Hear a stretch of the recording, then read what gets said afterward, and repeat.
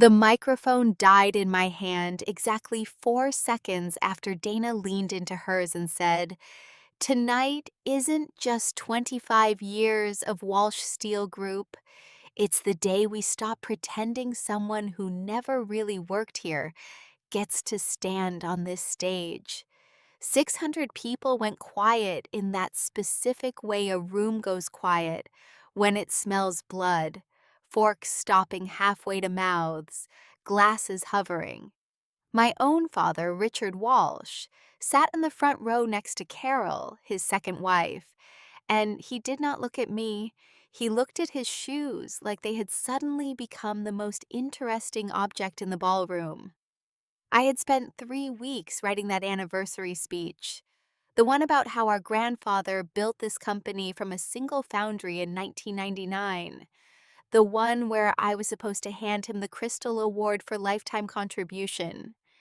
Instead, a technician in a black polo shirt walked up, unplugged my mic from the stage box, and said, "Sorry, ma'am, I was told the segment's been cut." Dana smiled at me from 4 feet away, the kind of smile you save for people you've already decided don't matter anymore.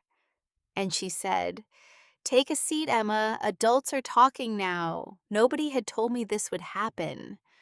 Nobody had told me a lot of things over the past 2 years. Not since Dana married into the executive floor by way of marrying nobody at all. Just quietly making herself indispensable to Carol, who made herself indispensable to my father, who used to call me his right hand, back when I actually ran operations for this company." I stood there holding a dead microphone in front of 600 people who all worked for a company I'd helped save from bankruptcy in 2019. And I thought, so this is what they've been planning behind that closed conference room door for the last 6 months. My half-sister, if you could even call her that, since she came into the family through Carol and not through blood, had spent 2 years quietly building a case that I was the reason morale was low, that I was difficult, that I was, in her exact words to the board last spring, a relic from an era we're trying to move past. I walked off that stage in front of everyone, heels clicking too loud on the marble. And somewhere behind me, I heard Carol's voice pitched just loud enough to carry, well, that was overdue. What none of them knew, not Dana, not Carol, not even my own father, was that 18 months earlier, I had published a business strategy book under the name E.R. Sloan, a name I picked specifically so nobody at Walsh Steel would connect it to me. And that book, called The Quiet Ledger, had spent 11 weeks on a major bestseller list and turned me into someone consulting firms paid real money to fly in and speak to their leadership teams. I hadn't told my family because for the first time in my adult life, I had built something that was entirely mine, something Dana couldn't put her name on a memo about, something Carol couldn't quietly redirect credit for in a board meeting. My husband Tom knew, my 2 kids knew I wrote under a different name, but at Walsh Steel I was still just Emma, the daughter who used to matter before Dana figured out how to matter more. So when I walked out of that gala, with a dead microphone in my hand and mascara doing things I hadn't planned for, I wasn't thinking about revenge. I was thinking that I had a call scheduled the next morning with a Fortune 500 client who wanted E.R. Sloan's advice on a corporate restructuring. And none of the people who just humiliated me in front of 600 employees had any idea that Woman and I were the same person. Tom found me in the parking lot and said, "You're shaking. Do you want me to go back in there and say something?" And I told him, "No, let them have their party." And he said, "Emma, that's not like you." And I said, "I know, that's exactly the point." The company didn't stop there. 2 weeks later, Dana and Carol organized what they called a leadership realignment forum, invited every regional manager, every major supplier, and 3 trade journalists. And the stated purpose, printed right there on the agenda, was to formally announce a new executive structure moving forward without legacy family influence, which was corporate language for without me.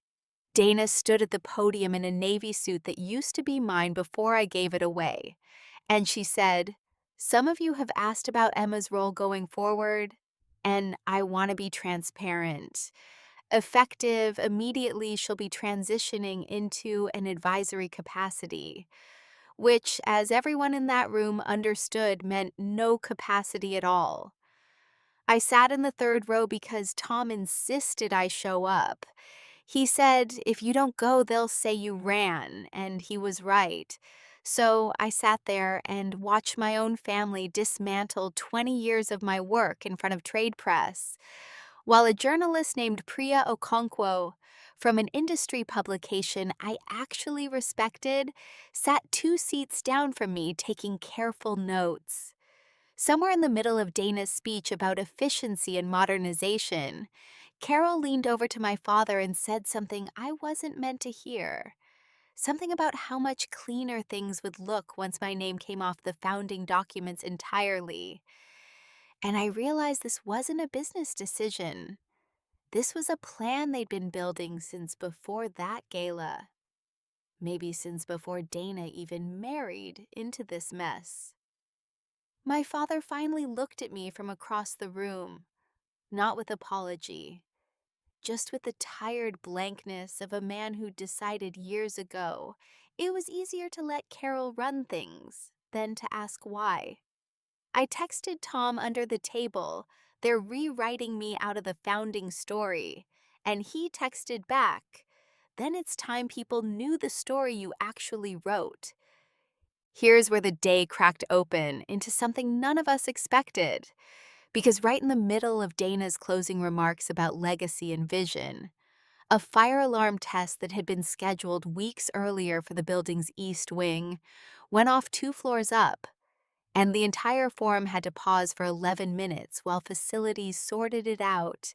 And during that pause, I stepped into the hallway to breathe and found myself standing next to my old operations director, a man named Walter Higgins, who'd worked under me for a decade before Dana pushed him into early retirement. And he said, "Emma, is it true you're the one who wrote that book everyone's clients keep quoting?" And I said, "What book?" Playing it careful. And he said, "Come on, I read an interview last month. The writing style is exactly like your old internal memos.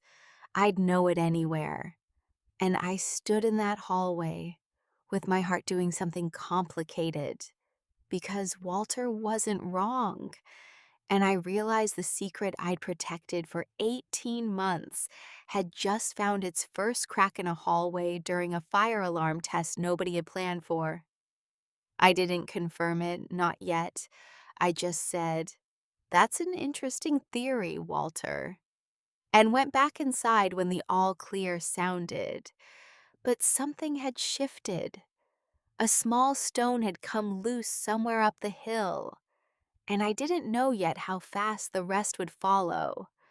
The rest followed fast. Priya Okonkwo, the trade journalist, cornered me by the coffee station after the forum resumed and said, "Off the record, I've been trying to place your voice all morning, and then I read something last week, a profile on E.R. Sloan in a business magazine, and there was a line in there about growing up around a mid-sized manufacturing company in the Midwest. And I thought, that's oddly specific. And now I'm standing here, and I think I know exactly who E.R. Sloan is."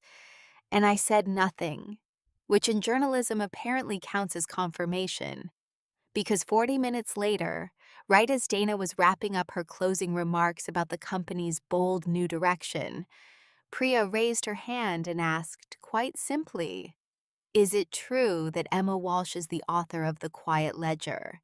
And I want to know how the new leadership feels about publicly sidelining someone whose business framework their own competitors are paying to implement. Dana's face did something I'd never seen it do before, a kind of frozen recalibration, and Carol actually laughed, a short, disbelieving laugh, and said, I think you have your facts confused. Emma barely reads business books, let alone writes them.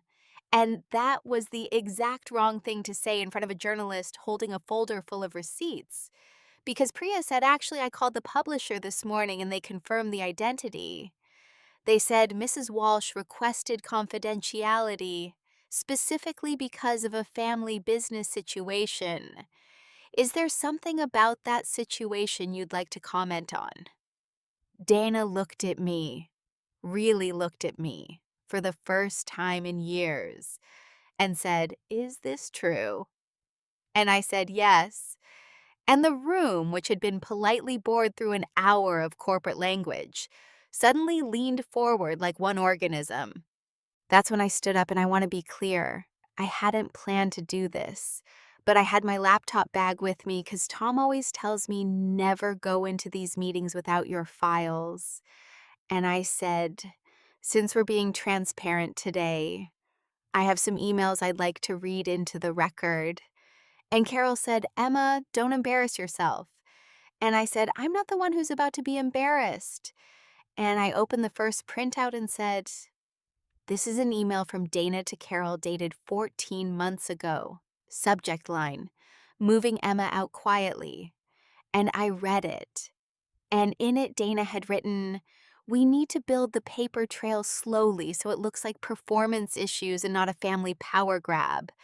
And Dana said, that's taken out of context. And I said, here's the second email, same thread, 3 weeks later, where you wrote, once the board sees the numbers we've adjusted, she won't have grounds to challenge anything. And Dana said, those numbers were accurate. And I said, then let's talk about the third email, the one to our accountant asking him to reclassify 2 of my department's biggest wins under your name before the annual report went to print. And the room had gone from leaning forward to something closer to holding its breath. Every time Dana offered an excuse, I had the next email ready. Like each one was built specifically to answer the last, because they were. Because I'd kept every single message for exactly this reason. Not because I expected this exact day, but because some part of me always knew a day like this was coming. By the fourth email, the one from Carol to my father suggesting they quietly change my access permissions to the founding document server, the mood in that room had fully turned, and you could feel it. The same trade journalists who'd been nodding along to Dana's speech an hour earlier were now whispering to each other. One regional manager stood up and said, wait, so the numbers from last quarter's regional report were those Emmas? And Walter Higgins, standing at the back, said loud enough for everyone to hear, I can confirm that. I ran those numbers myself under her direction. My father finally stood up, and for a second I thought he might defend Carol, but instead he said, Emma, I didn't know about the accountant. And Carol said, Richard, sit down. And my father, for the first time in longer than I could remember, did not sit down. Somebody in the audience actually started clapping. Just one person. And then it spread, not because clapping was appropriate in a business forum, but because everyone in that room had spent an hour watching a woman get erased, and now they were watching her unerase herself in real time with nothing but paper. The consequences came fast after that, one after another, like dominoes that had been leaning against each other for years, waiting for a single push. The board called an emergency session within 72 hours and voted unanimously to suspend Dana, pending a full review of the reclassified financial reports. And 2 weeks later, she was formally removed from her vice president role. Carol lost her board seat entirely when it came out that she directed the accountant to alter records, which crossed a line from family politics into something the company's outside counsel called, very carefully, potential fraud exposure. My father stepped down as chairman, not because the board forced him, but because he told me privately over coffee, I built this company to hand it to someone who'd protect it. And I handed my protection to the wrong person for years. And I'm sorry, Emma. And I told him, I know. And that was as much forgiveness as I had in me that week. 3 of Walsh Steel's biggest suppliers sent letters expressing concern about the company's integrity, and one investor pulled out entirely. And Dana, who had spent 2 years building a narrative that I was the obstacle, found herself unemployed, uninvited, and unwelcome at a company that used to be run by the family she'd married into by way of marrying nobody at all. She came to my house on a Tuesday evening, unannounced, and stood on the porch looking smaller than she had in that navy suit. And she said, Emma, I know I don't deserve this conversation, but I need you to know I never wanted it to go this far. I just wanted to matter here the way you always did. And I said, you could have mattered here without erasing me first. And she said, will you ever forgive me? And I looked at her for a long moment, thought about the dead microphone, the closed conference room, the reclassified reports with my work under her name. And I said, I already let go of needing you to understand what you did. That's enough forgiveness for both of us. And I closed the door. That night, Tom made dinner. The kids were arguing over whose turn it was to pick the movie. And Lily said, Mom, are you sad about Grandpa's company? And I said, no, sweetheart. I think Grandpa's company is finally becoming what it was supposed to be. And Max asked if I was going to write another book. And I told him maybe. And Tom squeezed my hand under the table in that way he does when he wants to say something without an audience. And later that night, once the kids were asleep, he handed me an envelope that had come to the house that afternoon from a law firm neither of us recognized. And inside was a letter explaining that my late grandfather, the man who founded Walsh Steel Group back in 1999, had established a private trust decades ago that would transfer controlling shares of the company directly to me, and only me, in the event that leadership was ever formally found to have engaged in fraud against a family member, a clause his lawyers had quietly built in and never told anyone about, because he apparently suspected exactly this kind of thing might happen one day. I sat at my kitchen table holding a letter that made me, as of that morning, the majority shareholder of the very company that had unplugged my microphone 6 weeks earlier.